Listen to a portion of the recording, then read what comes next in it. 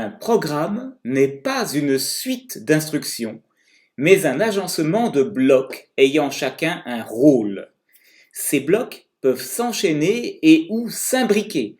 Ils échangent des informations en utilisant des variables faisant office de boîte aux lettres. Les blocs les plus petits peuvent être appelés blocs élémentaires. À un instant donné de l'exécution d'un programme, un seul de ces blocs élémentaires est actif. Les autres sont comme endormis.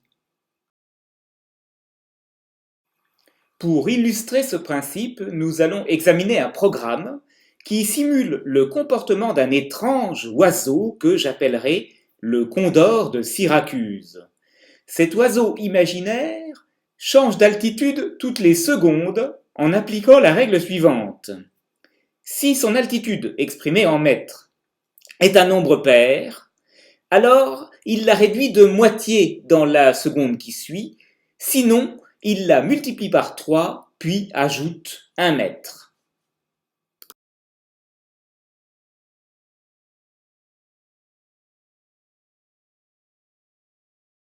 Voici le code source d'une fonction Python qui calcule le temps de vol d'un condor de Syracuse partant d'une altitude x. Il est essentiel de bien décomposer ce programme en blocs pour comprendre son fonctionnement. On peut distinguer les blocs élémentaires réalisant des tâches très simples et les blocs complexes qui contiennent un ou plusieurs blocs élémentaires. Les blocs complexes sont contrôlés par des conditions qui peuvent être vraies ou fausses. Les blocs échangent des informations grâce à des variables qui peuvent être vues comme des sortes de boîtes aux lettres dans lesquelles chaque bloc élémentaire peut placer ou lire une information et dans lesquelles chaque condition peut lire une information. Pour l'instant, si vous êtes débutant, vous n'êtes pas encore censé comprendre le fonctionnement de ce programme. Nous allons détailler son exécution étape par étape, mais auparavant, il nous faut expliquer le comportement des deux blocs complexes qui apparaissent dans ce programme, à savoir une boucle et une alternative. Une alternative permet à l'exécution du programme de suivre un chemin différent selon qu'une certaine condition est vraie ou fausse. Maintenant, vous devez imaginer qu'à chaque instant de l'exécution d'un programme, il y a un curseur qui désigne le bloc en cours d'exécution. Au moment où le curseur arrive sur une alternative, la condition qui contrôle cette alternative est évaluée.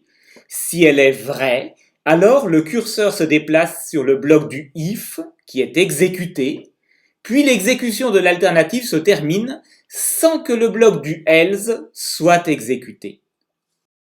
Si au contraire la condition est fausse, le bloc du if est ignoré et le bloc du else est exécuté.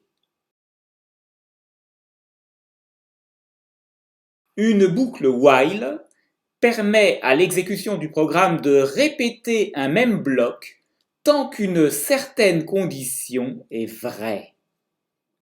Par exemple, si au moment où le curseur arrive sur la boucle while, la condition est vraie, alors le bloc du while est exécuté une première fois, puis la condition est réévaluée.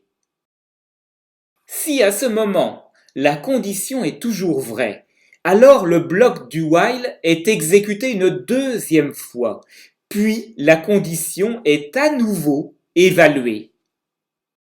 Quand la condition est fausse, l'exécution de la boucle se termine. Revenons maintenant à notre programme de mesure du temps de vol du Condor de Syracuse. Nous allons en dérouler l'exécution pas à pas avec une valeur initiale du paramètre x égale à 4. Le premier bloc exécuté place 0 dans la variable cpt. Puis la condition de contrôle de la boucle while est évaluée à vrai, puisque la variable x contient 4, qui est inférieur à 1. Donc le bloc du while est exécuté, à commencer par ce premier bloc élémentaire qui ajoute 1 à la variable cpt. Puis le curseur se déplace sur le sous-bloc suivant du bloc du while, à savoir cette alternative dont la condition est évaluée. Cette condition est vraie si le reste de la division de x par 2 est égal à 0, ce qui est le cas. Le bloc du if est donc exécuté, ce qui a pour effet de diviser par 2 le contenu de la variable x, qui de 4 passe à 2. La condition de la boucle while est alors réévaluée. Elle est encore vraie puisque x est supérieur à 1. Le bloc du while est donc exécuté une deuxième fois. Ce qui commence par ce sous-bloc qui ajoute 1 à la variable cpt. Puis la condition de l'alternative est évaluée. Pour mémoire, cette condition est vraie si et seulement si la variable x contient un nombre pair, ce qui est le cas. Le bloc du if est donc exécuté, ce qui a pour effet de diviser par 2 le contenu de la variable x. Après cela, x contient la valeur 1. Le curseur revient sur la boucle while, dont la condition est réévaluée, mais cette fois-ci, cette condition est fausse. Donc, l'exécution de la boucle while se termine. Et le curseur se place sur le bloc suivant, qui indique que la fonction tv doit terminer son exécution en retournant comme résultat la valeur de la variable cpt, c'est-à-dire 2. Cette valeur 2 représente le temps de vol d'un condor de Syracuse partant d'une altitude de 4 mètres.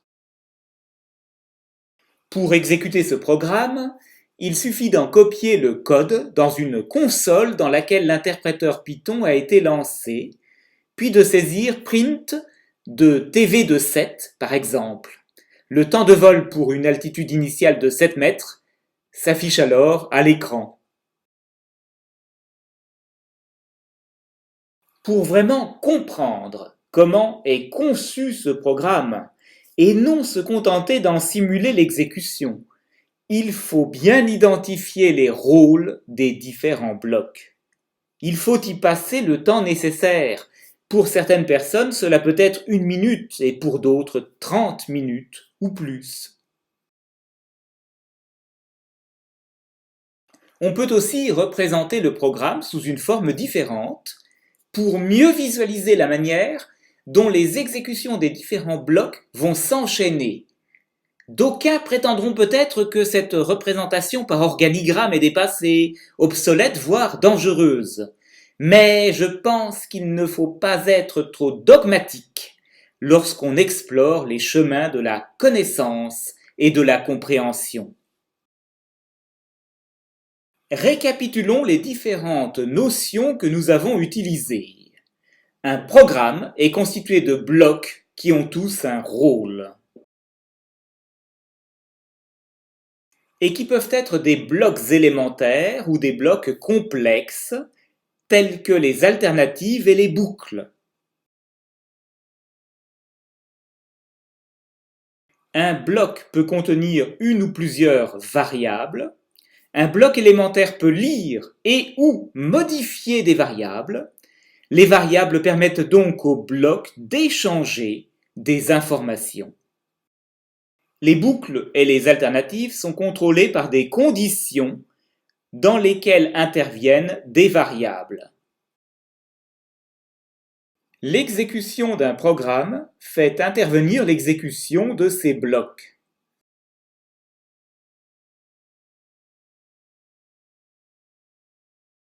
Un curseur désigne le bloc en cours d'exécution et l'exécution de ce bloc provoque le déplacement de ce curseur.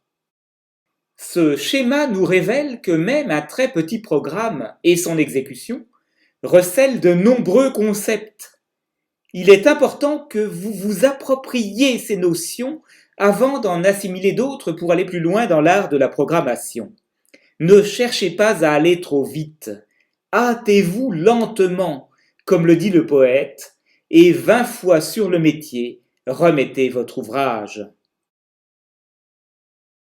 À présent, je vous propose un petit exercice.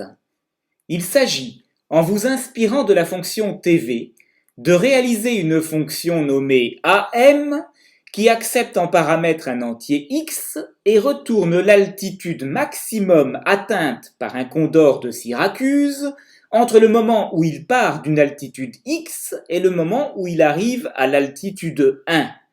Prenez le temps de réfléchir, décortiquez la fonction TV si vous n'en comprenez pas encore le fonctionnement de manière limpide. Et faites des essais et des erreurs. Que vous mettiez 1 heure ou 20 heures pour trouver la solution. Si vous la trouvez seule, alors vous ferez un pas de géant vers la maîtrise de la programmation. Je ne vous donnerai pas cette solution, car ce serait vous spolier de la compétence que vous pourrez acquérir en la trouvant vous-même. Merci d'avoir suivi cette vidéo et à bientôt pour de nouvelles découvertes.